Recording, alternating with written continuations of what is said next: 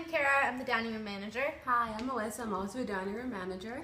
We're going to talk about things to avoid or things we wish we would have known. We got in there and realized that the ceiling tiles do not extend all the way to the furthest edge of the wall. So when we hung up our wallpaper, it closed off about 3 feet around the entire perimeter of the room, which gave us less space to work with. Also, all the ceiling tiles have different holes. They're all spaced differently, so it takes a while to get acquainted with each hole. Where is everything going to go? How are you going to align everything? It all just takes time. Make sure that you're not trying to cover all the walls in the Highlands room. It's just a lot of time, a lot of material, and you probably just don't have it. If you're going to go in and do a table layout that you've never seen done before, make sure you go into the Highlands room weeks in advance. So you go in there, you can get a real feel for how big the room is, the tables, how many do you need.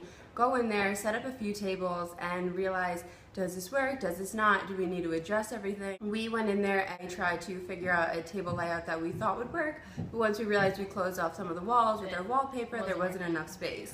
So we had to redo all of our tables, which took a lot of time when we could have been doing something else, and also we had to rearrange the seating chart, which took up time that we didn't have. They messed up some of our serving style a little bit, and even the way we broke up teams. So make sure that your tablecloths actually fit your tables. If you're using rectangular tables, make sure you go ahead and rent them from somewhere else other than Spev.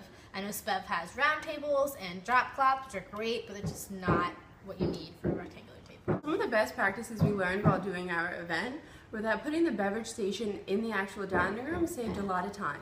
It kept our beverage servers aware, they weren't distracted by other servers, they were very focused on what needed to be done, what glasses to fill.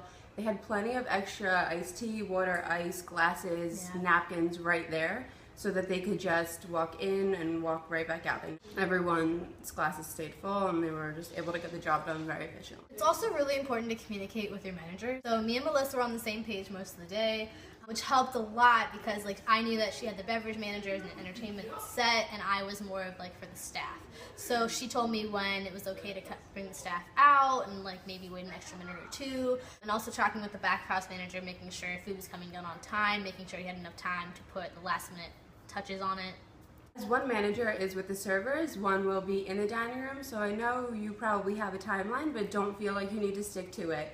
Walk around, get a feel for what your guests are doing. Are they eating slow? Are they eating fast? Just tell your manager and it'll make the whole day run a lot smoother. We took spotlights and illuminated our major art piece that we had in the corner, and it was in the corner. If we didn't have a spotlight on it, people probably wouldn't have noticed it. So using a spotlight can really indirectly make your guests focus on something that they probably wouldn't be looking at. Make sure you bring scissors, fishing line, tape, bring extras of it. Even if you think you're only going to use 2 rolls, bring 3 or 4, because the last thing you want to do is have people run out to Walmart last minute.